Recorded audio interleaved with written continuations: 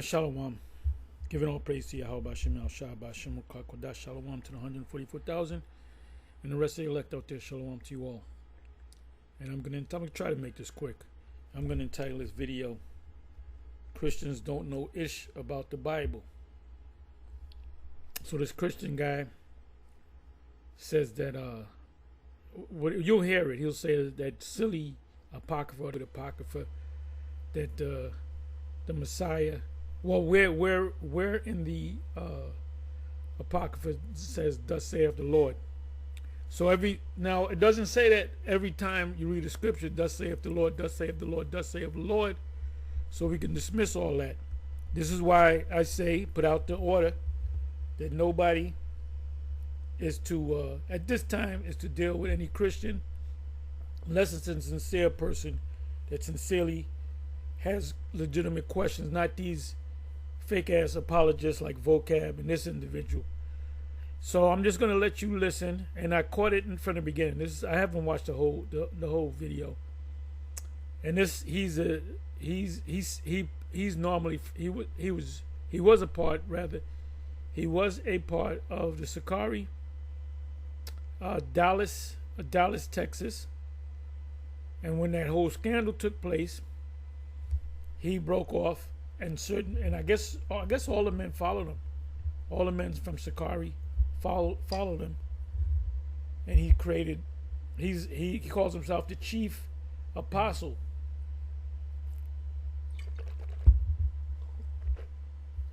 of the Masada Israelite School. So he made a statement. I did a video on it where he says in the video, I may go to the video and show you where the video is so you can go to it, or may play some of it. He says that that Christians got to get their game up, so to speak, so we can have a better dialogue. But in the video that I did, I said, well, if Christians got their game up, they would have to admit that we're the Israelites. They would have to say, I want to be an Israelite now. I'm an Israelite now. If they really study the scriptures, what these dudes do, these Christian apologists, they all attend these theological seminaries. They get their little degrees, or they do 4 years, 6 years, 8 years, or whatever. Go for their math. It's set up like the school system, American school system, where you get the degrees, like a master's degree, a doctorate in theology.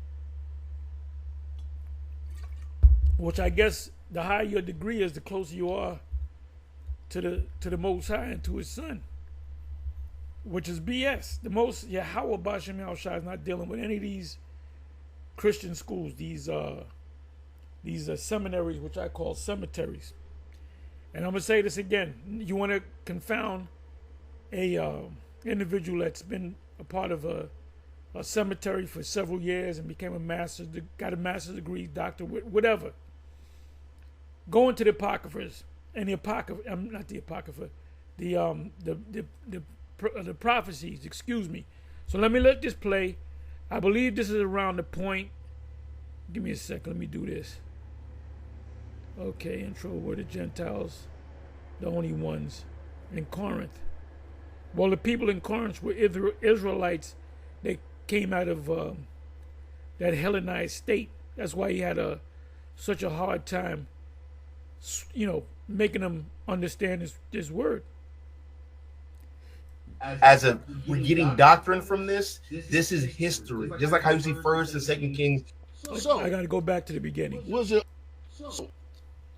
only Israelites in the Church of Corinth?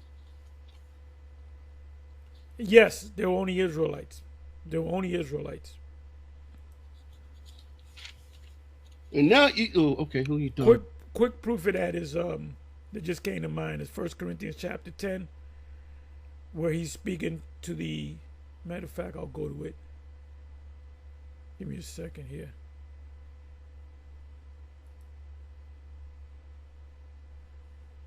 I don't want to make this long.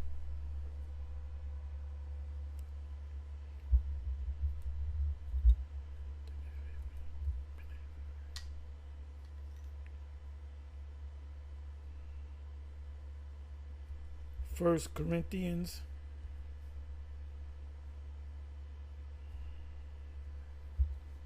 chapter 10.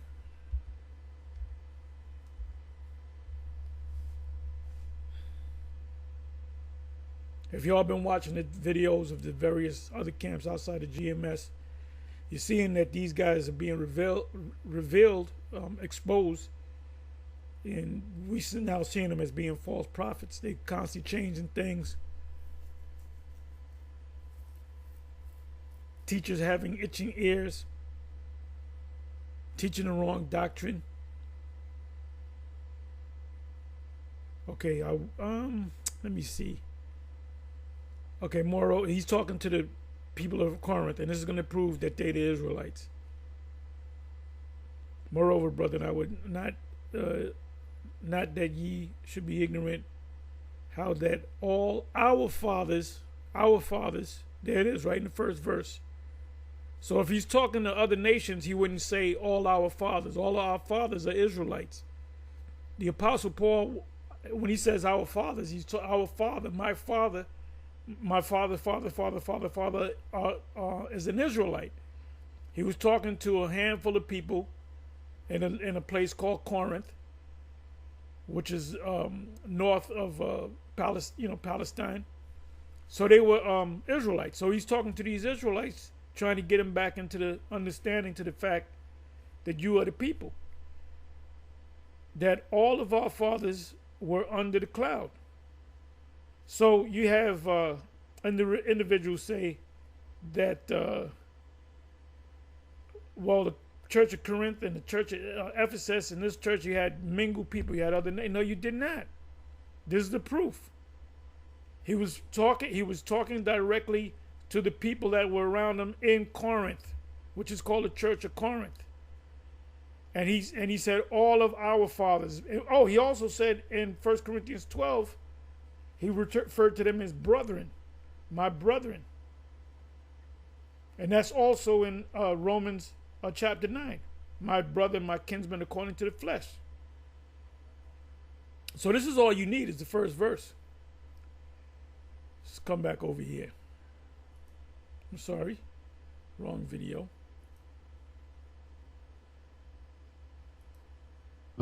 You telling somebody else to go to that fake Maccabees book that don't have "Thus saith the Lord" in it? This guy's a complete idiot. This is why I said what I said, gave the order out.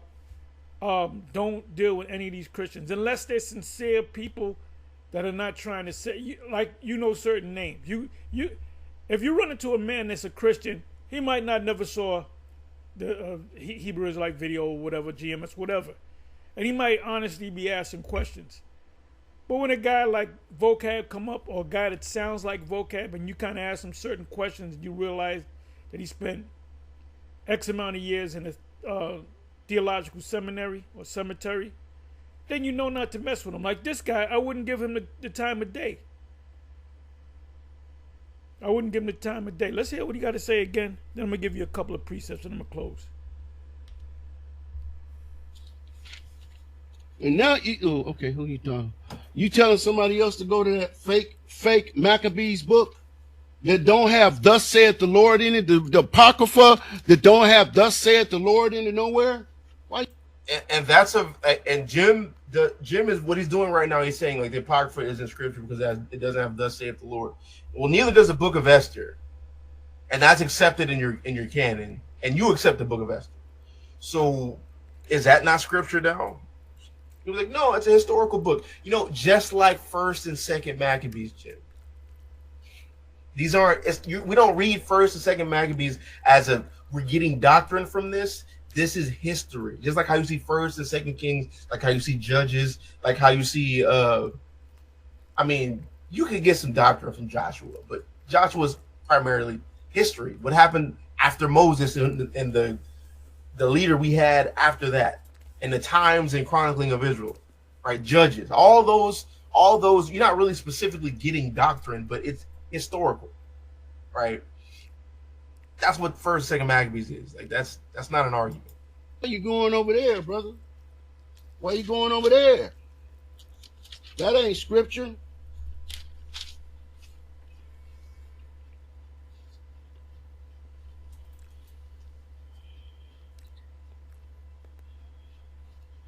Okay, so here's what I got for y'all. Y'all know I always show my work. Here's what I got for y'all. Today, I got the Believer's Bible Commentary.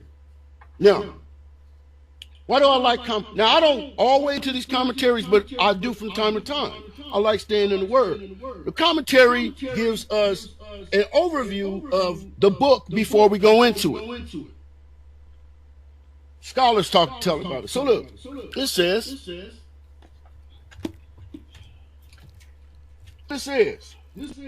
background and theme. Ancient Corinth was and is in southern Greece, west of Athens, strategically situated on the trade route, and in Paul's day, it became a great center for international commerce, and immense quantities of traffic came to the city because of the depraved religion of the people. Listen to that. It soon became the center also for the grossest forms of immorality, so that the name Corinth was a byword for all that was impure and sensual.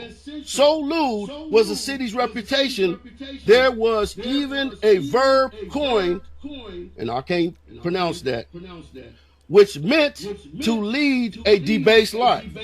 Now listen to this. The Apostle Paul first visited Corinth on his second missionary journey, Acts 18. At first, he labored among the Jewish people together with Priscilla and Aquila, his fellow tent makers. When most Jews rejected his message, get that, he turned to the Gentiles in Corinth. Souls were saved through the preaching of the gospel. Those Gentiles are Israelites, the Israelites. All you need is two scriptures. First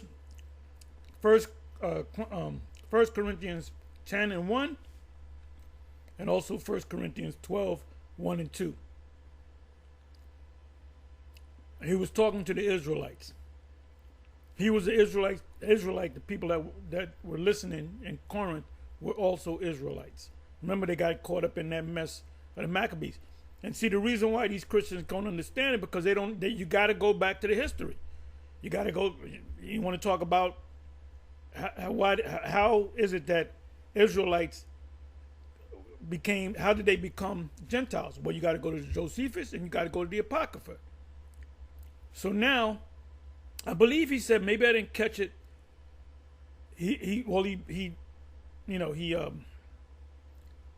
lambasted the book of the Apocrypha, but Yahweh Shai, and he said, if it doesn't say, "Thus saith the Lord," and there's many.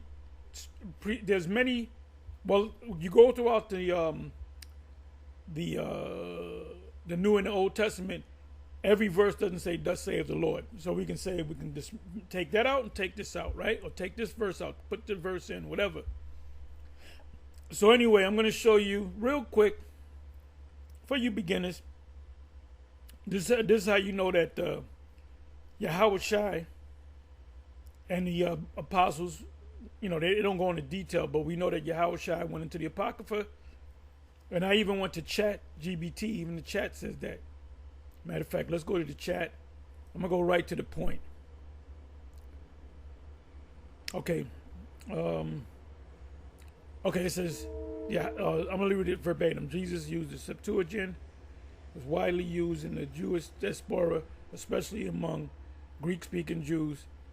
That's what Paul had to do with. And the New Testament often quotes the Old Testament and its Greek Septuagint from which includes the Apocrypha.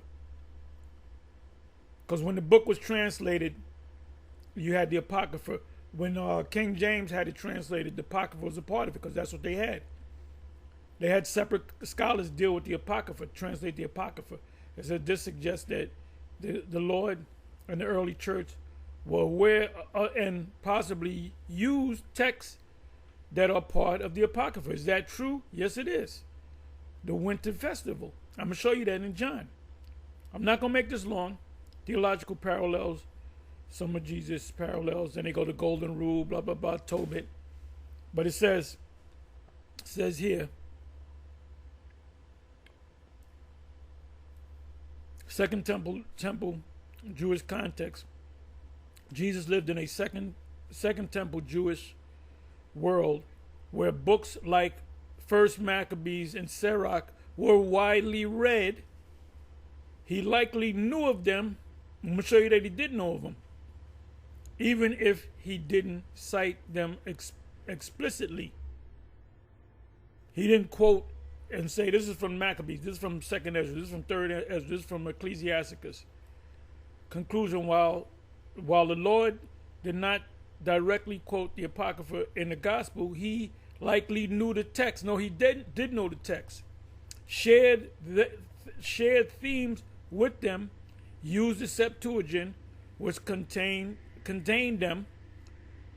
However, whether he viewed them as scripture is unclear. The Gospel simply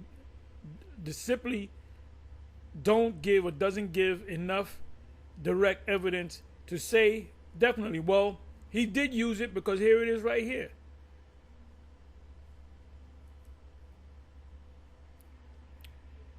St. John 10 verse 22, and he was at Jerusalem, the feast of the dedication, and it was winter. And who did he? It was Yahushua. Now let me go to the Bible Hub.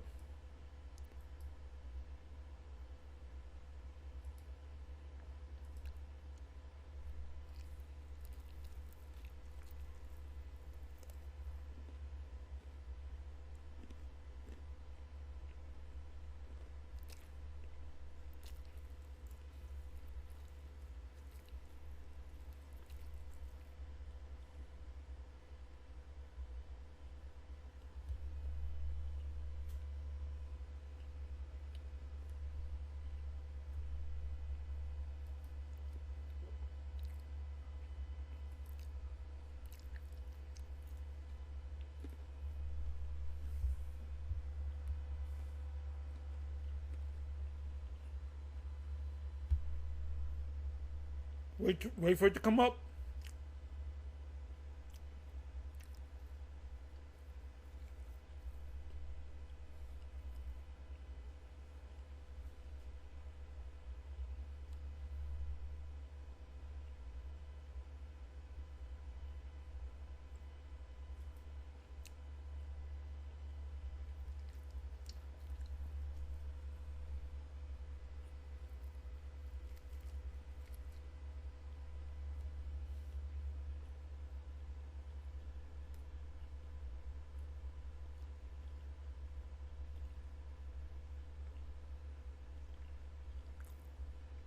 There it goes. The Feast of Renewal, founded by Judas Maccabees to commemorate the purification and the consecration anew of the temple after its desecration by Antiochus Epiphanes. So here they telling you what it meant. St. John 10, verse 22 to 23, the Feast of the Dedication of the Temple.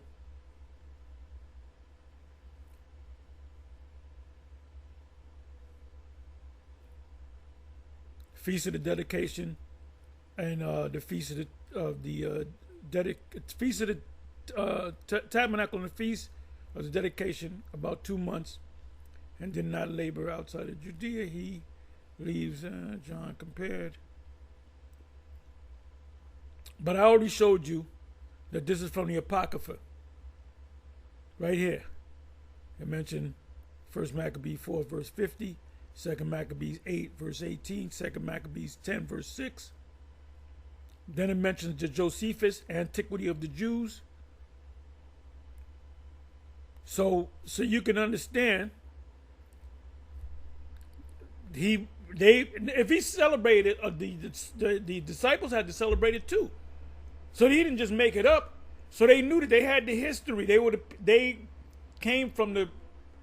descendants of the people of that time. Anyway, I said I was going to make this short. With that, on to the next. Shalom.